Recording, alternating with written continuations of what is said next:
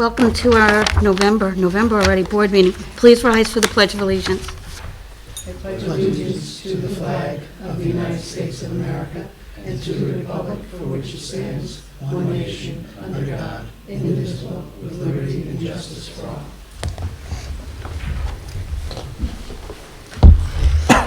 Coletta Frias. Yes. Scott Latham. Here. Tom Grattan. Here. Tom Kennedy. Here. Brian Tobin. In the event of an emergency, all visitors are advised that they may exit this room from the one side door which leads directly into the parking lot. In the event of an emergency, everyone is asked to move away from the building. Do not attempt to leave in your automobile, since this may cause traffic problems and block incoming emergency vehicles. Okay, I'm just making these adjustments, Patty, sorry. That one, okay. We start with our first hearing of visitors. At this time, we request questions and comments be kept to agenda items only. Does anyone care to address the board? Okay. That brings us to our consent agenda, which consists of the approval of our minutes of our regular meeting of October 23rd, and it also includes our financial matters, our schedule of bills, our treasurer's report for September and October, our monthly budget status report for October. We have some transfers, excuse me, also includes the extra classroom activity fund for October. We're surplusing a bunch of computer monitors and towers and Chromebooks and laptops and cassette players and, gosh, we still have cassette players hanging around here? Believe it or not, we still had some. I think we should keep them. I think, put them in the I still have cassettes at home. Put them in the library up there. Video cameras, gosh, all sorts of stuff. And it also includes our contract with New Suffolk School and our CSEs. Are there any comments or questions regarding the consent agenda? Oh, wait, I did have one quick one, though. I think it was a quick one, about the transfers. I was organized. The transfer that had to do with the summer tutoring and camp salaries, I'm just wondering, is that something that we didn't budget for, or? We just decided to use different things in ARP because they kicked, when we sent some of them in, they kicked them out. They, you can explain better. If I can, yeah, because a lot Yeah, of yeah. the numbers were estimates that the summer program was in the grant, and we. That's what I thought, okay. So we already filled up what, we spent what we had allotted, so that's moving the money back to the general fund. So we had to talk about budgeting going forward for that, for the summer. Because it was for this summer of our 24-25 budget. Exactly. Okay. That's what I just wanted clarification. Thank you. Is there a motion to accept the consent agenda? I'll make a motion. Second? All in favor? Aye. Aye. Opposed? Motion carries. Old business, Dr. Morrow. So you guys had asked for some information about AP results in special ed percentages. So I'm such a busy, I have these were all of our APs taken last year. APs are scored on 1 to 5. I do not have a countywide average, but I'm going to try to get them in some of these areas to see how we compare for that. But we had a total of 77 students take AP exams out of 197. They were taken in grades 7 through 12. It's really actually a much higher percentage than that because we had one 10th grader that took them, and then 11 and 12 was really all the rest of the exams. So of the 182 exams, 181 of them were taken by 11th and 12th graders. One was taken by a 10th grader. But we added up the 10th, 11th, and 12th for that 197. So it was really closer to 77 out of about 130 or something like that. So we do have a lot of students taking AP exams, more than we had in the past. We had a total of 182 tests taken. You'll notice, like in some areas, we may not have offered a course, but a student still you can challenge the AP exam whether you take the course or not. Oh, I didn't know. You can sign up and take it. We've had kids take Mandarin, in different places, things that we didn't offer. But these are the numbers that you asked for from one of our earlier meetings. If you have any questions on them. Do these scores stay about the same year to year, or do you notice? I'm just curious whether this was a stellar year or an Yeah. average year or below average? I can tell you with both the APs and with Regents exams, there are years where everybody goes up and down, because some years the tests are harder than others. Like you hear the chatter all around the county, chem was difficult this year. And you can see the average passing, percentage is 10% lower on the island, or things like that. So I don't know, but I can ask for a longitudinal on that and see, if they're similar from year to year. We have these numbers annually. I can also ask for like a countywide average for AP exams. Anybody have any other questions? It actually is a higher percentage taking them than, I didn't realize we had about half of our population. Like when you take out the 10th grade, we have over half our population taking AP exams, which is a very good number. Will one student taking multiple exams? No, so we have 77 different students that took Oh, exams. We had 182 tests taken. Okay, so each Yeah, student took 2.5 exams or whatever? yeah. We had some that took 4, we had some that took 1. What does the score have to be in order to get college credits, generally speaking? I know it's different depending on the college or Yeah. university, but I'd have to get a Okay, I was just concrete curious. answer on that. it does have to be one of the higher numbers, I think, I think too. it's 4 or 5. That's what I But I'm thought. not positive, each school is a little bit different. Each university is a little bit different in what they accept. So I'd have to, I don't want to get locked down on the wrong answer, so I don't know for sure, but I'll find out for you, Interesting. okay?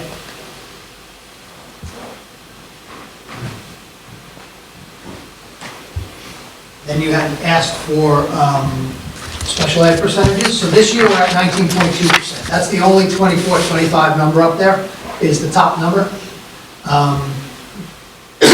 When you look at our numbers over the previous years, last year we were at 17.1%. The year before, we were at 15.4. The year before, we were at 15.2. 5 years prior to that, 13.5. 5 years prior to that, 13.1. 5 years prior to that, 13. So in 9-10, our special ed, we had 13% of our population classified for special ed services. And this is not, we've talked about this before in here, this is not atypical to Long Island. Long Island's special ed numbers have jumped between 8 and 10% all over Long Island. We took 4 districts that we're very similar to in size. It's very hard to compare a 10,000 student district to us, that offers a completely different array of classes than we have. So Greenport is at 14% last year, Mattatuck-Cutchogue was at 19, Sag Harbor was at 14, and Port Jeff was at 22, and we were at 17.1. So kind of right about in the middle of that. New York State last year was 19%. Suffolk County was 18, we were again 17.1, and then Nassau County was lower. So these were the other set of numbers that you guys had asked for. What qualifies as a classification? So there I mean, are, is it yeah, all apples to apples, or? no, it's really not. There are a certain number of 13 classifications, 13 I believe. You have to fit into one of them. Learning disabled is one, emotionally disturbed is one, and then you go to a CSE. Every CSE, it's supposed to be apples to apples, but the truth is, a CSE in one district, no different than like an English class in one district, doesn't match exactly the other one. There is a level of consistency, but it's not the same. And there are certain districts that classify very easily, and there are other districts that are very stringent. But if a child has reading support, or an IEP for just reading, are they considered special So ed if you for just this get, purpose? if you get AIS reading, you're not in the special ed numbers. AIS reading is a support service that is provided to a student that does not have a classification. We do have some students with classifications that also get reading, but unless you have an IEP, you're not on, and a classification, you're not on this, you're not on this. So it's students with IEPs? Yes, every student with an IEP. So that ranges from our life skills class to our students that, They really just need some additional support with certain things. Yes? So our enrollment's down 27 students, and our special ed students are up 9. Does that mean we didn't provide services to those 9 students when we should have? We can't assume they're all incoming kindergartners, of course, because... Our incoming kindergarten was a large number of classified students. Really? This year. There's only 31 kids in the class, right? Yes, and about 6 or 7 are in self-contained class. Oh, there it is. Yeah, we had a fair, I don't know the exact number. I would have been more alarmed if kids had gone through the district and not gotten the services that... I would have to do a lot more research to tell you, but I can tell you that our kindergarten class, we had a handful of students come with classifications. So prior to coming to a school district, you get your classification through the county. You go through what's called the CPSE, the Committee on Right. Preschool Education. And typically, when you have a CPSE classification and you come to a district, you are then classified similarly when you go through the district CSE. We had a handful that came in. And you have your years where you have a number of classified kids, and then you have your years where you don't, Does this percentage include preschool? This does not include preschool. doesn't. This does not include our preschool kids. And our preschool kids could possibly be in our preschool program and get services while they're in it, or they may be in a special ed, we have preschool kids that are probably in a special ed placement that we don't even know. Right. We know they have a CPSE because the district helps with some of that, but technically their services come from the county. Interesting. Any other questions? Numbers. This is pretty much the trend on Long Island. I've spoken to friends in other districts, and they're in the 20s. And we were all, 15, 20 years ago, we were all around 13, because the state used to set the 13 number. They would say you should be around 13. That's the typical number. Leave it to the state to tell you what to do. So, this is very much the trend, and as everybody knows, it takes more people to provide service.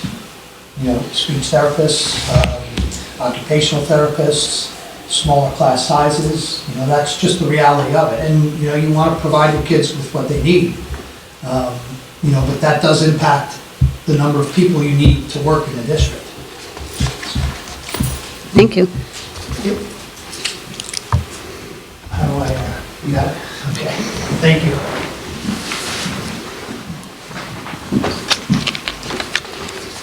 So I'm just going to go right in. Those are your superintendent's report. Yeah, it was it's been a nice start of the year.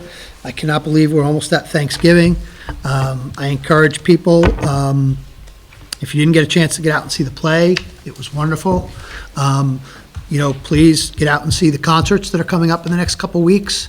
We're also moving into winter sports, so it's going to be exciting seeing, our kids out there. And I'm looking forward to getting close to the holiday season and all the events that go on in the school. I was at Trunk or Treat over at the elementary school. The kids and parents do a wonderful job. It's really nice to see them all with the decorated cars, and it was really enjoyable, and the kids were so excited. And then the police department has them go through their setup, and they scare them pretty good, especially the older kids, which is nice. But I encourage you to please come up and enjoy the games and the concerts and the different things that are going on at school. The kids really, and the teachers do a fantastic job. So I hope you get a chance to enjoy them. Thank you. That brings us to our personnel, and we have the following, superintendent's recommendations. Employees that will be leaving the district that are full-time, permanent employees. James Giroux, retirement effective June 30th, 2025. Rose Patty, unpaid child care leave extension, returning September 2026. Alyssa Basso, family medical leave, revised start date to October 23rd, and returning April 26, 2025. And then we have employees entering the district that should be full-time temporary. Hillary Rogers as leave replacement, appointment extension January 13th, 2025 through May 13th, 2025. Stephanie Pinkar Coleman, extension of school social worker, leave replacement, who is Rose Patty, through June 2026. employees entering the district on a part-time permanent basis. Greta Peters, a math AIS position, effective November 12th, 2024. And then we've got some part-time temporary substitute nurses, teacher assistants, and substitute custodians. Are there any comments or questions about the recommendations? A motion to accept the superintendent's recommendation? Second. Second. All in favor? Aye. Opposed? Motion carries. That brings us to our committee reports. Finance Committee report. That's you, Mr. Grattan. Nothing. Okay.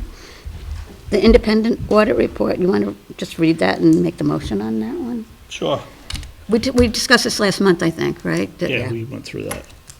Board President may seek a motion to accept the independent audit report of the financial records for the fiscal year ending June 30th, 2024, as prepared by Cullen and Danowski LLP, and approved to send the corrective action plan. Is there a second? Second. All in favor? Aye. Opposed? Motion carries. Building Committee report. You again? Gosh, Yeah. you're on a lot of committees. Yeah, a lot of committees. Nothing, there's nothing on the building. Still Okay. standing. There we are. Policy Committee? And then we need a motion to approve robotics competitions. Wow, that'll be here before we know it, right? First of Long Island Regional at Hofstra University, March 19th through March 22nd. The students will miss 2 days of school. And then their second competition is New York Tech Valley Regional Competition, March 26th through March 29th at MVP in Albany, New York. The students will miss 2.5 days of school. And if they make it to the World Championships, which of course we hope they do, it'll take place in Houston, Texas again this year. And the dates are Tuesday, April 15th to Sunday, April 20th, which is over spring break, so therefore no school days will be missed. Is there a motion to approve the robotics competitions? So moved. Second. All in favor? Aye. Opposed? Motion carries. Anybody have any new business? Board members? No? All right, that brings us to our second hearing of visitors. At this time, we'll entertain comments and questions about any agenda items or any school matters in general. Does anyone care to address the board at this time? Hi, Nick. How are you this evening? I want to, first off, my name is Nick Antonucci, part of the Anti-Bias Task Force, and I'm a liaison for Southold. First, I want to start by saying thank you, Dr. Morrow, for your response from last time I spoke, and for handling the DASA links. It looks perfect on them, so. Just- Very similar to the ones in your district, because Yeah. I wrote those also. Okay, well, maybe that's the reason why, but again, I'm so glad that that is up there. And I was wondering, can I approach the board and just hand something out to everyone? We just reported out of a meeting, the Anti-Bias Task Force, this past Monday, and we're hosting a contest for Martin Luther King and on that day. And is it doubles on one of them? Yeah. So I want to give you colors running out. Thank you. And this gives you folks an idea of the sort of contest we want to bring to all the districts. Okay. We are sponsoring this contest to all the school districts willing to participate in this. And we broke it down by grades, elementary, middle school, and high school. And it's not just a essay contest. We are opening this up for all sorts of media. And what we're looking for in terms of what this contest is about is oftentimes in education, we look at Martin Luther King simply as a dreamer, when really he was a penetrating advocate against bigotry, bias, and racism in America. And we're hoping students will dig a little deeper and do a little research on their own. And again, this is open to any media, posters, essays, maybe our Southold TV will want to do something like an investigative report on something. But we want it to be open-ended like that. And we find, and I'm sure as educators, it's better that students find out things on their own. It lasts longer than we're just standing, hey, this is what this is about. We'll give them the opportunity to do some research and look into this a little bit deeper. And so I wanted to bring it to the board first to make sure, before I contact a principal or the schools, that this is something that you think is worthwhile and something to marinate on for a while. And maybe someone can contact me if you're interested in participating in this. And the dates are there This of would what we're be looking to do. Administrative, wouldn't you think, guys? Like, this would be, Typically come in I mean, I through have my no office, objection and to I it. hand them out to the different buildings. Does the board have any objection to it? And again, that's for you guys to hold on to. I think it's a great idea. But we also wanted to get ahead of time. I mean, we're in November, but this time of year, Yeah, especially in December's over, schools, yeah. things go by so quickly, so we wanted to get this out as soon as possible. And again, we want to work with the districts over here, and we're hoping this is a good first step for us. What So do you need the school district to do? we would like for the teachers, and this is the thing, it's interdisciplinary. It's not just social studies, hey, let's learn about the history. It's also art can be involved, literature, English classes can be involved with this. And so that's what we're hoping for. And what we're also looking to do when we do select winners and anyone who participates, we want to host anyone who participated to come down to a meeting. We're going to hopefully have pizza for them, because pizza is always a good, way. And see, we got a nod over here from there. And for other students to meet students from other districts who feel this is important to do. And again, it's a way of looking for the next generation. I will not always be on the anti-bias task force, but the next generation that will be staying here in Southold, we're hoping that we are, being good stewards and looking towards the future. Can you follow up on this? Okay. So again, I'm not looking for any sort of answers. I want you to, marinate on this for a while and see what you feel, how you. Send it electronically? Yeah, and also, when I do send this links electronically, the links will be active so that you can actually submit things. You're right, because the deadline is here in a minute, isn't it? What's that? The deadline would be here in a minute, Yeah. with the holidays. Yeah, and that's why we reported this out of our meeting on Monday, and I wanted to finalize this to get it to our board, and we will be going to other districts with this in Southold Town. And again, this is my home district, so I want this represented. So thank you, Thank you. guys. Thank you. Does anybody else care to address the board? No one? Okay. That brings us to our board member commentary. Hi, Ms. Collin. Hi. How are you way down there? Good, how are you? Good, thank you. What's going on? Winter sports are starting up. Basketball games, bowling, cheerleading, and wrestling.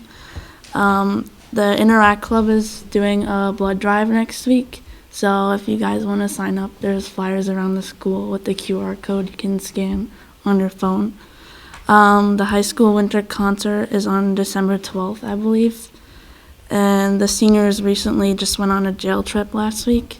It was a very cool experience. I went on it.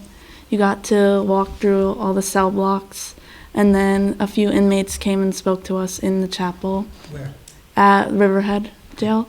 They told us what their life was like, and taught us you shouldn't be bad, you should learn life lessons. The school newspaper is out, and the E class hosted an interview competition last week with surrounding school districts. And then cross country was at the state championships over the weekend, and Emily Kalin finished 40th overall in the girls, and Ryan Duffy finished 44th overall. And then recently, a few students voted for their first time. Great information. Thank you. You're welcome. Tom?